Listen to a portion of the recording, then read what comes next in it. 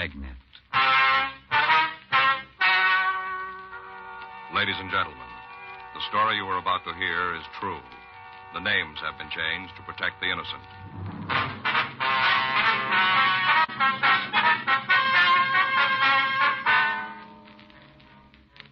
You're a detective sergeant. You're assigned a robbery detail. You get a call that a well-dressed man has held up a diamond merchant. He's escaped into the crowded streets of your city. Your job? Get him.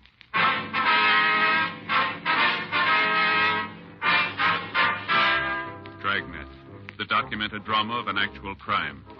For the next 30 minutes, in cooperation with the Los Angeles Police Department, you will travel step by step on the side of the law through an actual case transcribed from official police files. From beginning to end, from crime to punishment, Dragnet is the story of your police force in action.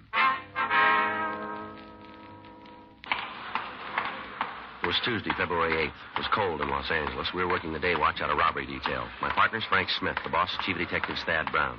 My name's Friday. I was on my way back from communications, and it was 12:10 p.m. when I got to room 27A. Robbery. You get the wire off to Ahern? Yeah, I should have an answer this afternoon. If he doesn't come in, we better call him. Yeah. You want to get something to eat? Yeah, it's about that time. Where do you want to go? No, how about the stakeout? Good. I could use a couple enchiladas. Get your hat. You want to tag the skipper before we leave? No, he's not in. I saw him go out with Chief Brown. We can talk to him when we get back, huh? Right. Let's go. It's a hot one. I'll get it.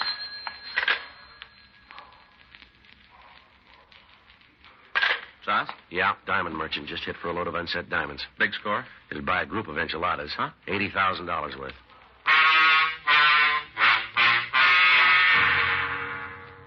Frank and I left the city hall and drove over to the address we'd gotten on the hotshot phone. It was a large office building on Hope Street. From the lobby register, we found that the victim, a Mr. George Mars, occupied suite 318. We checked with the uniformed officers who answered the call, and then we went upstairs to talk with Mars. Well, I tell you, officer, there wasn't anything about him that'd make a person think he was a hold-up man. Mm-hmm. Nothing. You want to tell us exactly what happened? Well, sure. There's not much to talk about. I was sitting here looking at the papers, checking the sales. What's that? Dollar Day. Oh, I I figured see. maybe I could get a good buy on some suits. I've been needing them. Figured maybe I could pick up a couple on sale. Not for $1, you know, but on sale. Yes, sir. Go ahead.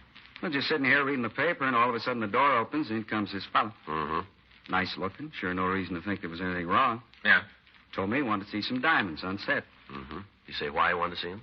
Yeah, something about opening a store up in the valley someplace around Sacramento. Oh, yeah. I felt kind of good. You know, to think a man had come all the way down here to look at the stones I've got. You say why he did that? No, I didn't ask. Lots of times that happens. Been in business quite a while. Word gets around. Mm-hmm. Anyway, the man said he wanted to see some stones. I went back to the safe to get them. Yeah. Picked up several trays and brought them out here. When I took another look, he was sitting right there. There, holding a gun. Mm-hmm. Just as calm as can be, pointing the old gun right at me. Did he say anything to you? Told me to put the diamonds on the counter, not to make any noise. Said if I played it smart, I wouldn't get hurt. Yeah. I wish you could have seen this fellow. Just as calm as could be, he reached in his pocket, took out a pair of gloves, put them on. Then he scooped all the diamonds into a little bag he was carrying and told me to get into the back room. Yeah. Made me lay down on the floor, and then he locked the door. Told me not to make any noise. Said to count to 100 by ones before I tried to yell. Mm-hmm. Well, after he locked the door, I heard him leave the office. I started counting. All right, Mr. Mars, can you give us a description of the man? Outside of the fact he had the gun, I can't tell you anything about him. I'm trying to pull a picture out of my head, but there just isn't anything. Well, maybe we can help you. Go ahead. I don't think it'll do any good. All right, let's start with his age. How old was he? I don't know. Medium, I guess. 30, 35? Older, younger? I don't know. How tall was he? Oh, I guess you'd say he was... I don't know. Well, when you looked at him, did he seem to be larger or smaller than yourself? About the same. Well, then he'd be about, 5'10", 11? I guess so. I don't remember. What about his face? Can you tell us anything about that? Nope. Do you have a mustache? Might have. But you aren't sure. No. Wear glasses? I don't remember. Well, now, think real carefully. Is there anything at all that you can remember about him? Yeah, but it's kind of silly. Well, what is it? When I came back with the diamonds and he was holding the gun, I noticed his hands. Yes? His fingernails were manicured. Yeah? Yeah, real clean and with some kind of polish on them. You know what I mean? Yeah, I think so. Like that? Mm-hmm. I'll check with the fellows outside, Joe. Maybe they came up with something. Okay. Mr. Smith? Yes, sir? I'm sure sorry about this, not being able to help more. Well, don't worry about it, Mr. Mars. I'm sure sorry. I'll be right back, Joe. All right. You have a cigarette, Mr. Friday? Yeah. Here you go. Thanks. Here's a light. I got it. This kind of thing happen to you often? How do you mean? Oh, where somebody's robbed and can't remember what the hold-up man looked like? Once in a while. Well, what do you do about it? Try to find another way. You usually find one? Most of the time. Joe? Yeah. See you, man? Yeah. What do you got? Well, I checked with the men in the radio unit. Yeah. They got a guy downstairs. We better talk to him. Suspect? No, eyewitness.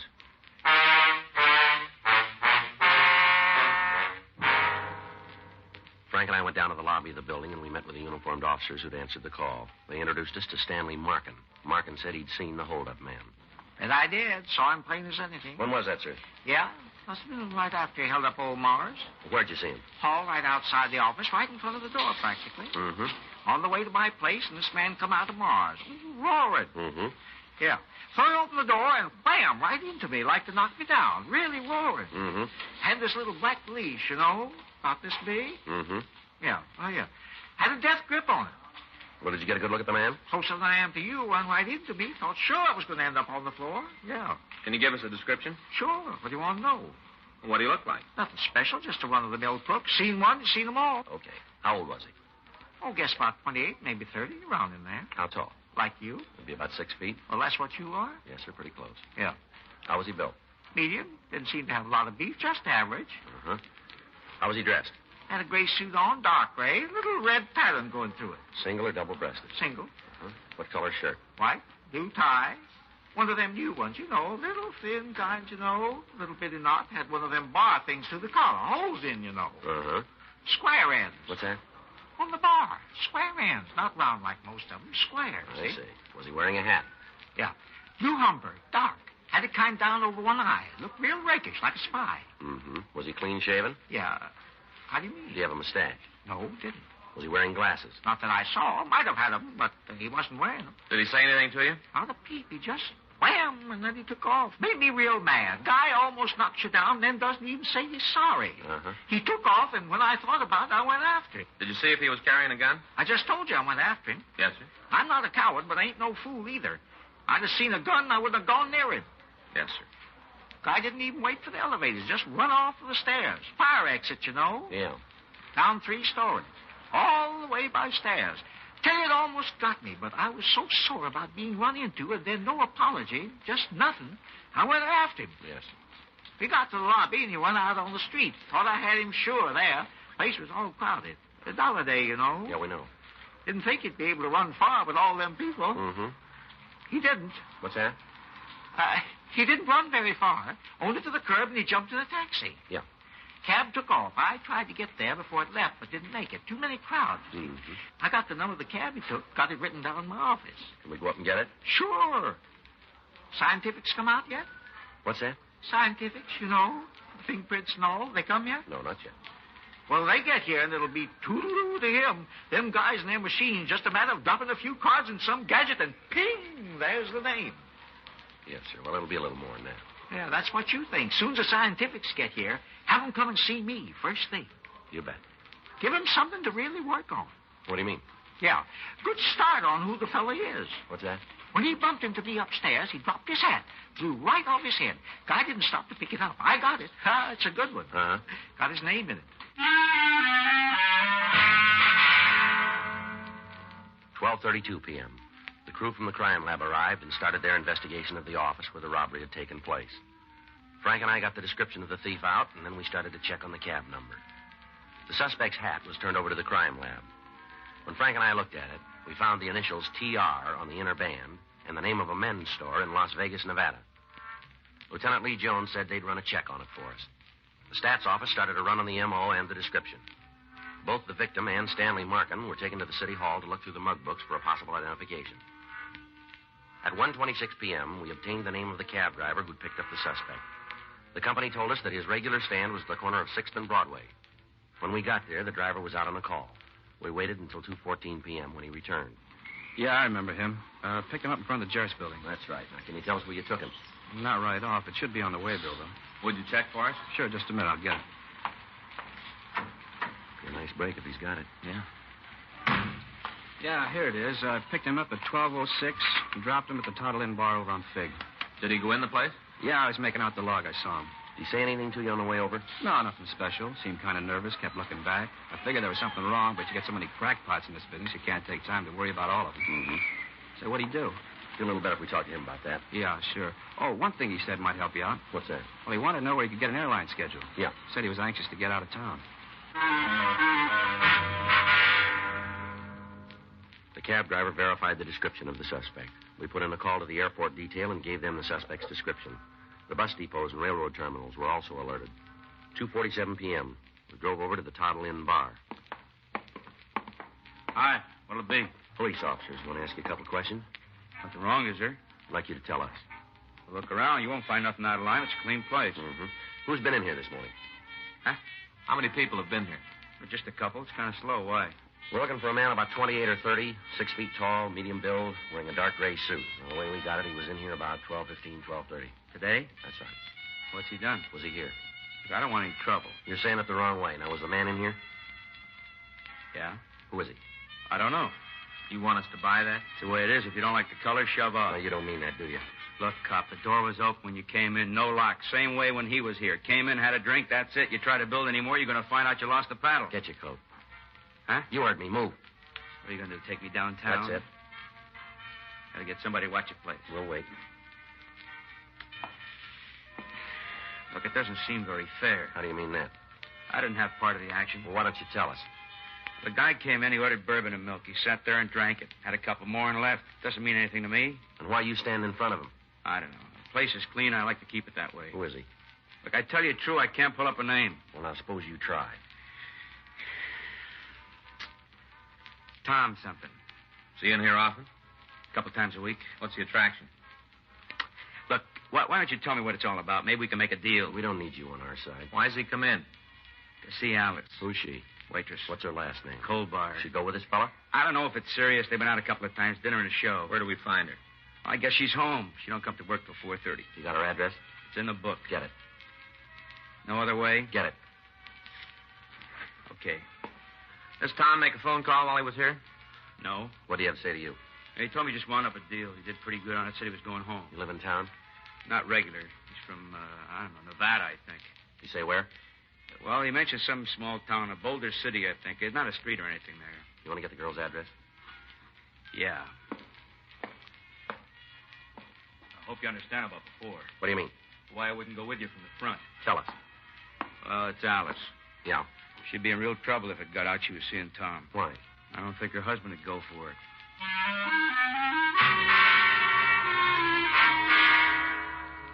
We called the name and description of the waitress into R&I, but we found there was no record on her.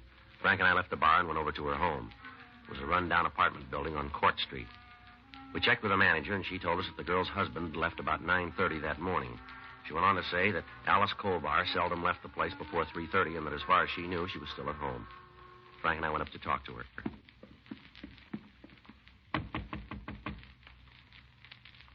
Probably asleep, huh? Mm-hmm.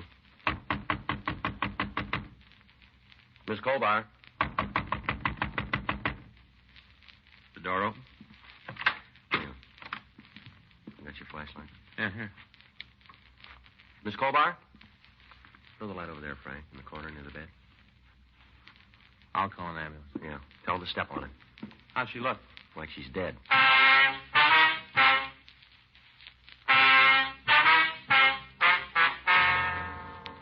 From the appearance of the room, there'd been a fight. Furniture was overturned, lamps were broken, several bottles had apparently been smashed against the walls. The body of Alice Colbar was lying on the floor near the bed. Her face was buried in the pillows as if she'd used it to ward off additional blows from her attacker. An ambulance crew arrived, and she was removed to Georgia Street Receiving Hospital for treatment. A thorough search of the room failed to turn up anything to lead to the identity of the person who'd beaten her. We talked to the landlady again, and we found that Irvin Colbar, the victim's husband, was employed at a golf driving range out in the valley. We checked the name and description through the record section, and we found that he had one arrest for drunk driving. He'd been fined and placed on probation. 4:26 p.m. Frank and I drove out to talk to him. I knew you'd be here. Is that right? How's Alice? Pretty rough. I don't know. Just all of a sudden, it was a beef, and I hit her. With what? My hands. What started the argument? Tom. Who's he? Friend of Alice's. You know his last name? No, I never even met him. All right, tell us about it, will you? What you don't know already? Everybody else does. Go ahead. Been going together for a couple of months. Alice works at a bar. Tom came in all the time. I guess it got pretty serious. Yeah. I went by the place last night, going to pick her up after work. She was gone. Bartender there told me she left with his fellow Tom. Mm-hmm. I got pretty sore. You can figure what it's like finding your wife running around with another man. Yeah. I had a couple of drinks. Trying to think what to do. Right then, I wanted to kill both of them. A couple of guys in the bar tried to calm me down. I guess I got pretty loaded. One of them took me to his place. I spent the night there. Mm-hmm. Woke up this morning, went home. You gotta believe me, I wasn't real sore anymore. Mad, yeah, but not so as I was going to do anything. Mm-hmm. Alice was asleep when I got there. I woke her up, told her I knew all about her and Tom. Yeah. Kind of thought she'd be sorry, say she was wrong, something like that. Uh-huh. She wasn't. Told me how her and Tom were in love and that she wanted a divorce so they could get married. Tried to talk to her, tell her how I loved her. Didn't do any good. She said we were all through, for me to pack my things and get out. I guess that's when I hit her. I don't know. All of a sudden, I wanted to smash her. That's all there is. You ever met this Tom? No. How about the other guys in the bar? They know him? To talk to, I think that's about it. Any idea where he lives? No. Tried to find out last night. None of the people around the place know. But I found out I'd have killed him. All right, you better get your coat. Yeah. What are they going to do to me? That's not up to us. I didn't kill her, though, huh? She's still in the critical condition. Guess it doesn't make a difference anyway. We only been married a couple of years.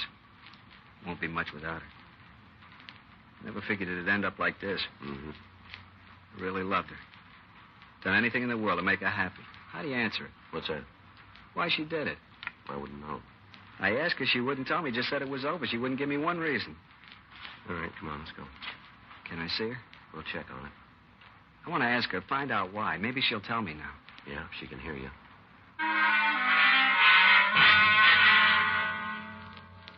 Irvin Colbar was taken to the main jail and booked in on charges of suspicion of violation of Section 245 PC, assault with a deadly weapon. We put in a call to Georgia Street Receiving Hospital, and we found that the Colbar woman had been removed to the county hospital. She was still unconscious. We made arrangements to be called in the event she was able to be questioned. 6:45 p.m. We talked to Lieutenant Lee Jones. He told us that the lab had been unable to come up with any useful information at the scene of the crime.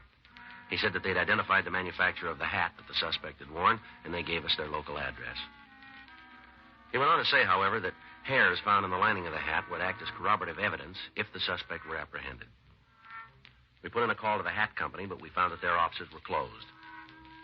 We contacted the Las Vegas Police Department and asked them to check on the store who'd sold the garment.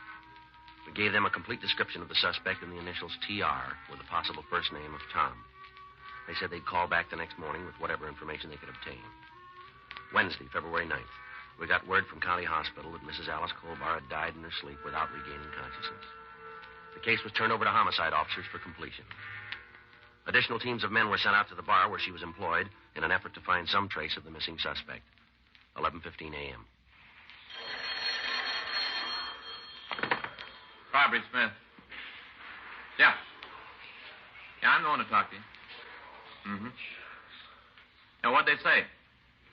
Yeah. How many? Uh-huh. It looks pretty good, huh? What about a record? Yeah. Okay. 1864? 54? Right. Yeah, I got it. Yeah. We'll let you know. Thanks for the help. Bye.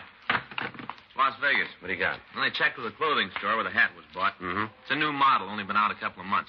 They remember the guy who bought it? Yeah. Description didn't mean anything, but the initials did. Clerk said the hat was bought by a Thomas Rourke. Vegas got anything on him? Yeah, a couple of arrests for robbery. Do any big time? No, the cases wouldn't hold. They know where he is? They got an idea. Yeah. He's supposed to live out in Covina. Frank and I checked the name Thomas Rourke through R&I, and we found one assault arrest on a man answering his description. The mug shots were pulled and shown to the robbery victim and the witness. Both of them gave us positive identifications. We contacted the Covina Police Department and told them what had happened. They assured us a complete cooperation. Along with Officers J.J. O'Donnell and Sergeant Jim Austin, Frank and I left the office to take the suspect into custody. We met with officers from the Covina PD, and we drove to 1854 Eldred Avenue. It was a small redwood house set well back on the lot. In the driveway was a late-model Plymouth coupe. From the street, there was no sign of life.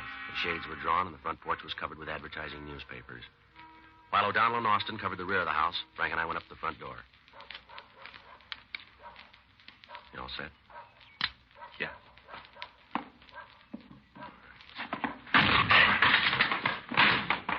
No one here. All right, take that side.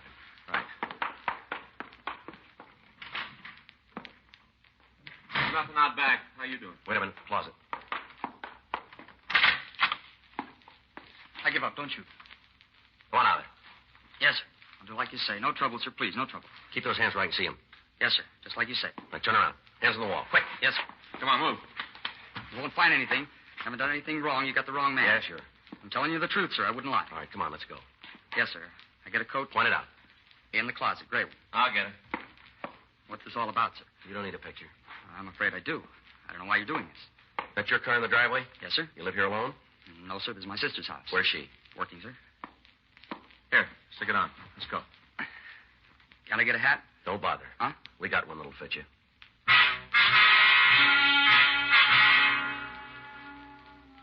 The suspect was taken to the city hall and questioned. For an hour, he maintained that he didn't know anything about the diamond robbery. While Frank and I were talking to him, the other officers were making a thorough search of his sister's house and her grounds. 3:15 p.m., we got word that the diamonds had been found in the backyard of the place. When he was confronted with this information, the suspect made a full confession. 6:08 p.m., he'd just finished giving us a statement. All right. This is a true statement, is it? Yes, sir. You make it without promises of reward or immunity. There's been no force exerted on you. You give this statement of your own free will, right? Yeah. All right. Here. Here's a pen. Sign all copies. Too bad about Alice. Yeah. Nice kid. Got too serious, though. Is that so? Yeah. Yeah, I talked all the time about how she was going to leave her husband, how we were going to get married. Sign all copies, fellow. Yeah. You missed one here. Get this one here. Right. She knew I was going back to Nevada. Wanted me to take her. Mm-hmm. Silly. Yeah. Nothing between us. A little flirtation. You know, something to kill time. She didn't mean anything to me, nothing at all. Want to give me that pen? Yeah. I wouldn't have married her on a bet. Tell you that for true. Mm-hmm. She didn't mean a thing to me. You ought to believe it. Look, fella, you don't have to convince us. Huh? We'll let you talk to her husband.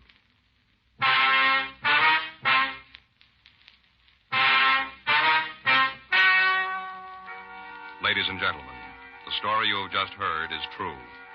The names were changed to protect the innocent. On June 9th, trial was held in Department 98, Superior Court of the State of California, in and for the County of Los Angeles.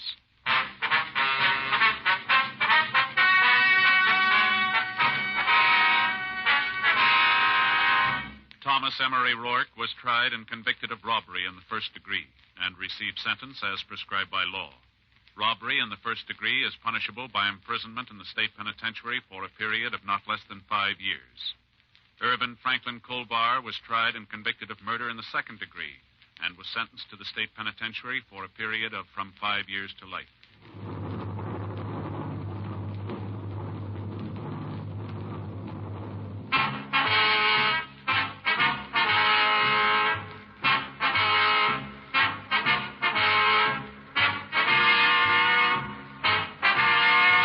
You have just heard Dragnet, the authentic story of your police force in action, and starring Jack Webb, a presentation of the United States Armed Forces Radio Service.